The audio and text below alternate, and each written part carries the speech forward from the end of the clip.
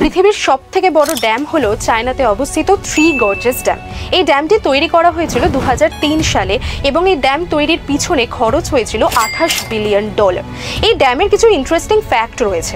Number 1, এটি এতটাই বড় যে এটি লেন্থে 2 কিলোমিটারের থেকেও বেশি লম্বা।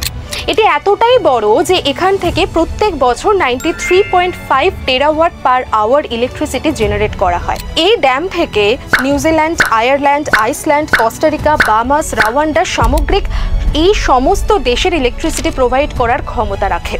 এই ড্যাম এতটাই বড় যে চায়নাতে প্রত্যেক বছর 2% ইলেকট্রিসিটি প্রত্যেক দিনের এই ড্যাম থেকেই উৎপন্ন হয়। আর সবথেকে বড় ইন্টারেস্টিং ফ্যাক্ট হলো এই ড্যামের জন্য পৃথিবীর রোটেশন স্লো হয়ে গেছে। হ্যাঁ, ঠিকই শুনছো, এই ড্যামের কারণে পৃথিবীর রোটেশন 0.06 মিলিসেকেন্ড স্লো হয়ে গেছে।